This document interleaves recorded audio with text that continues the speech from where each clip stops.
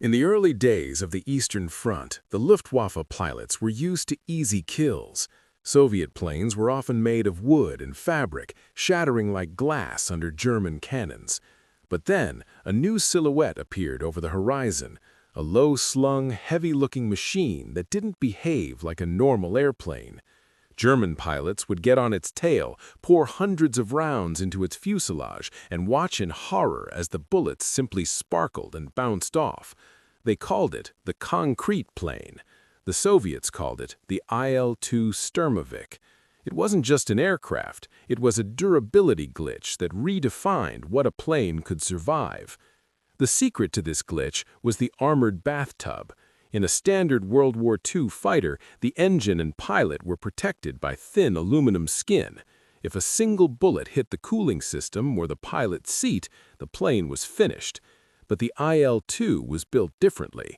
Its entire forward section, from the tip of the propeller to the back of the cockpit, was a single integrated shell of high-grade armored steel. The engine, the fuel tank, and the pilot were all inside this iron skin. This meant the Il-2 didn't just have armor, it was armor. It was a 10,000-pound sledgehammer with wings, designed to fly directly into the lead avalanche of enemy flak and come out the other side. This created a massive targeting glitch for the German army. Standard anti-aircraft machine guns, 20 millimeters that could shred a British Spitfire or an American Mustang, often failed to bring down the Sturmovik. It flew so low, sometimes just 20 feet above the ground, that it was under the radar and too low for heavy flak guns to track. It would appear out of the smoke of the battlefield, soak up thousands of rounds of small arms fire like a sponge, and continue its attack run. It was the first plane in history that turned getting hit into a tactical advantage. But the iron skin came with a price. To carry all that steel, the Il-2 was slow, heavy, and difficult to maneuver. It was the industrial glitch of compromise. The Soviets traded away speed and grace for pure, unadulterated toughness. They realized that in the meat grinder of the Eastern Front, you didn't need a plane that could outfly the enemy. You needed a plane that could outsurvive them. The Il-2 was the tank of the sky, a machine that proved that if you make your skin thick enough, you don't need to hide. By 1943, the German Panzerwaffe was the gold standard of armored warfare. Their Tiger and Panther tanks were mechanical fortresses. But the Sturmovik didn't play by the rules of tank-on-tank combat. It introduced a tactical glitch that rendered millions of Reichsmarks worth of German engineering completely obsolete in seconds. The Germans gave the Il-2 a nickname that stuck, Schwarzer Tod, the Black Death. It earned this title through the introduction of a weapon that felt like a system exploit, the PTAB. In the early war, hitting a moving tank from a plane was like trying to hit a needle with a thread while running. Most pilots missed. The Soviets solved this with a math glitch. Instead of one big heavy bomb, they loaded the Il-2 with 280 tiny shaped charge bombs. When an Il-2 opened its bays over a German tank column, it didn't drop a bomb, it dropped a lead avalanche. These hundreds of tiny charges would saturate an area 500 feet long. You didn't need to be an ace pilot, you just had to be near the target. The PTABs were designed to hit the top armor of a tank, the one place where even a Tiger was paper thin. It was a vertical glitch. In one single pass, a lone Sturmovik could delete an entire platoon of elite tanks before the crews even had time to hatch out. This created a massive psychological system failure. German tank commanders, who were used to being the apex predators of the battlefield, suddenly felt like targets in a shooting gallery. The constant whistling of the Sturmovik's engine became a sound of certain doom. It broke the invincibility of the blitzkrieg. The Il-2 proved that in a war of technology, the most effective hack isn't a better shield, it's a weapon that simply ignores the shield altogether.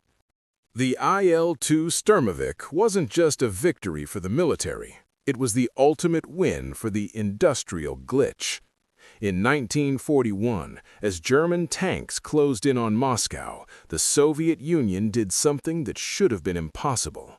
They dismantled entire city-sized factories, loaded them onto thousands of train cars, and moved them east into the freezing Ural Mountains. In any other operating system, this would have caused a total economic crash. But the Soviets treated plane production like a survival instinct.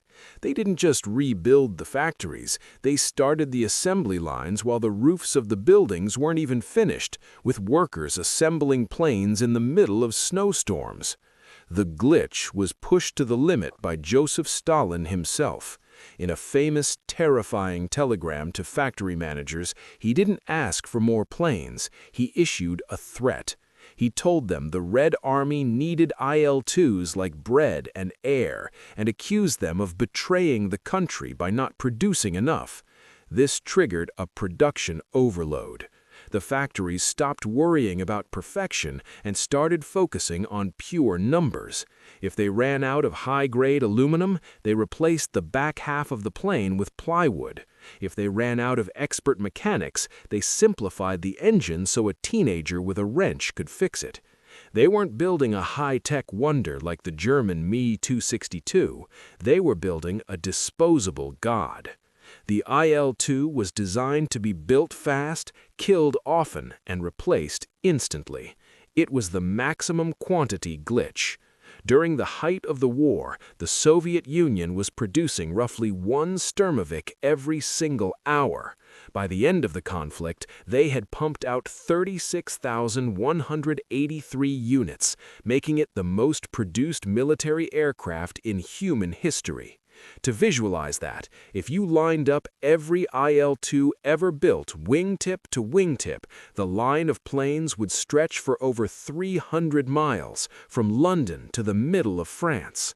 The flying tank didn't win because it was the most advanced plane in the sky.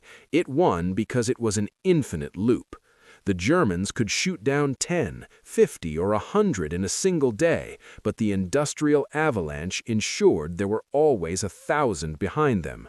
The Luftwaffe pilots began to feel like they were trying to empty the ocean with a spoon.